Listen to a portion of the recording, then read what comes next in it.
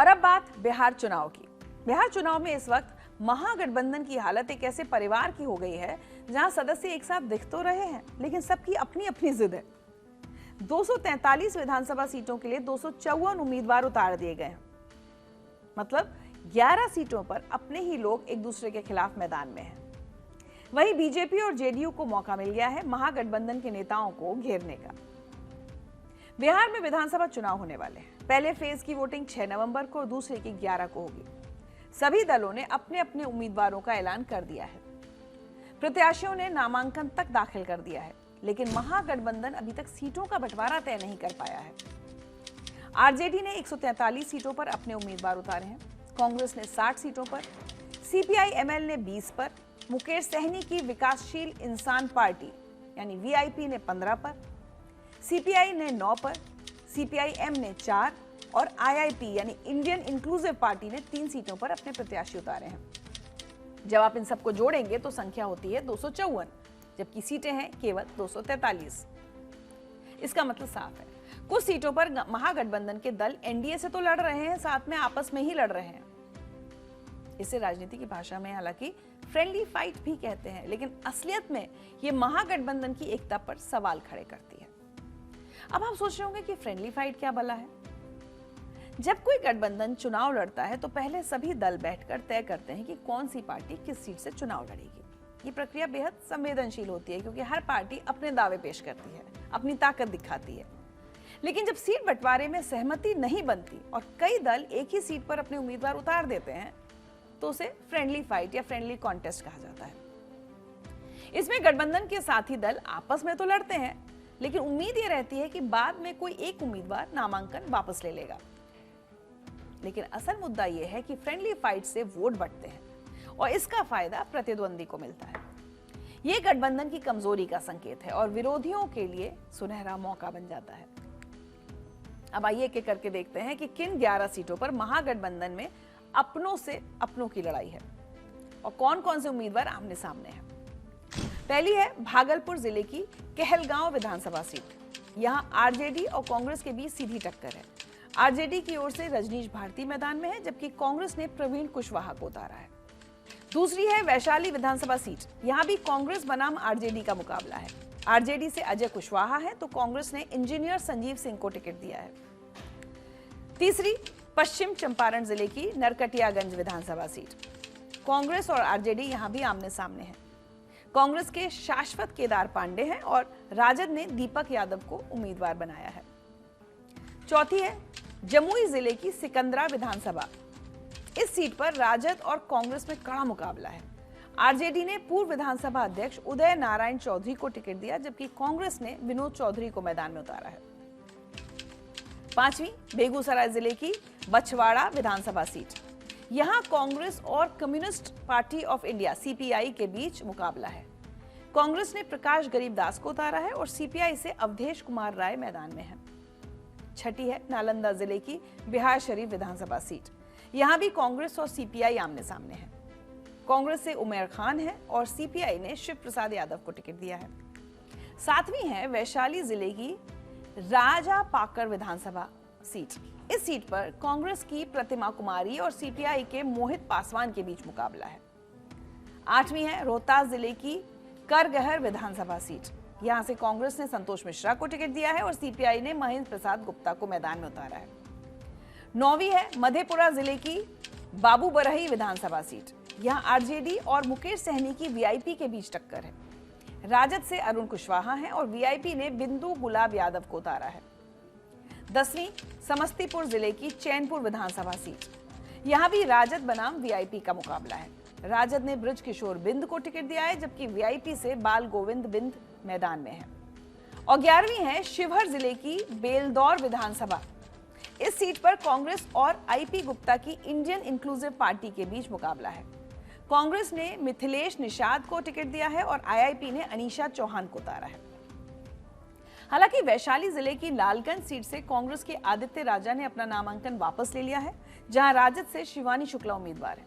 इसी तरह दरभंगा जिले की गौड़ा बौराम में भी वीआईपी के संतोष सहनी के मुकाबले आरजेडी ने अपना उम्मीदवार बिठा लिया।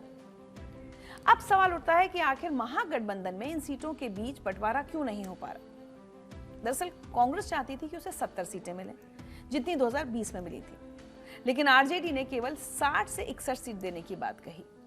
इसके बाद कांग्रेस के बिहार प्रदेश अध्यक्ष राजेश राम ने तेजस्वी यादव पर आरोप लगाया कि वो गठबंधन को तोड़फोड़ कर रहे हैं। खास बात तो यह है कि कुतुंबा सीट से राजेश राम खुद चुनाव लड़ रहे हैं, लेकिन आरजेडी ने वहां सुरेश पासवान को उम्मीदवार बनाने का विचार किया। हालांकि उन्हें टिकट बाद में नहीं दिया गया।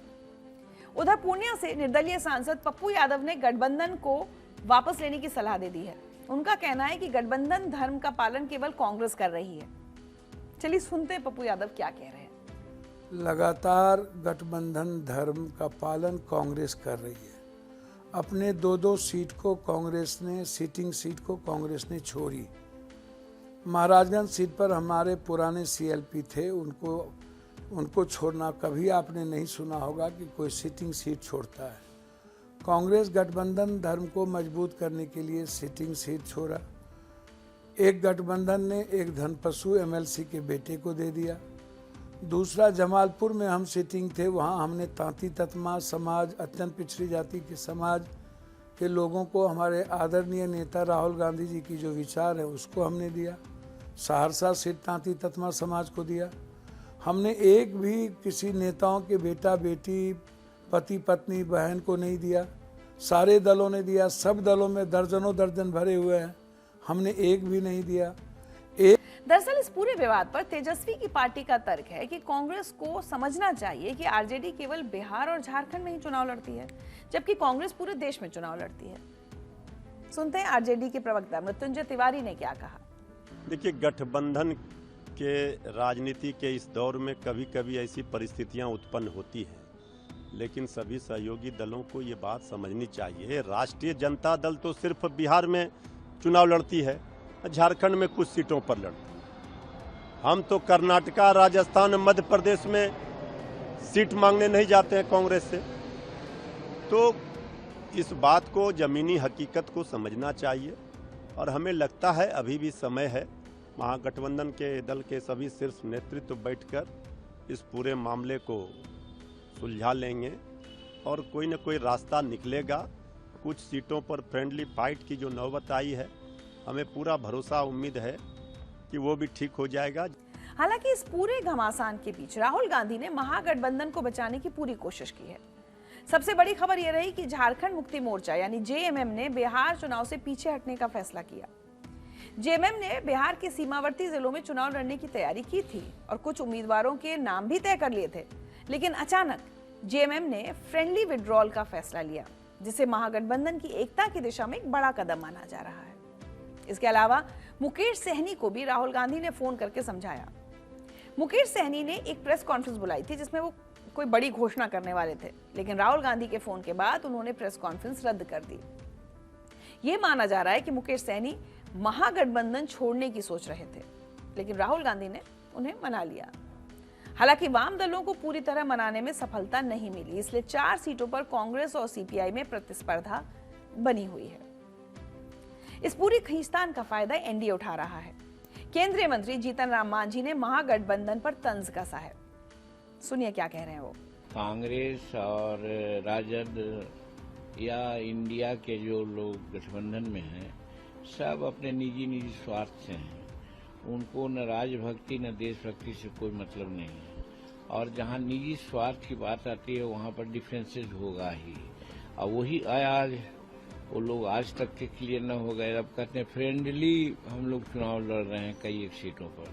ऐसा कभी होता है, लेकिन वो लोग कर रहे हैं।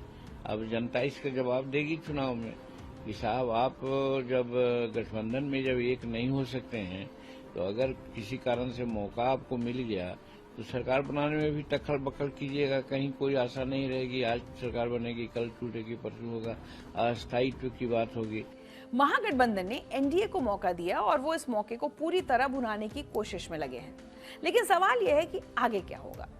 23 अक्टूबर दूसरे चरण के लिए नामांकन वापस लेने की आखिरी तारीख है, इसलिए अब भी संभावना है कि कुछ सीटों पर एक पार्टी के उम्मीदवार नामांकन वापस ले लें और फ्रेंडली फाइट वाली सीटों की संख्या घट जाए।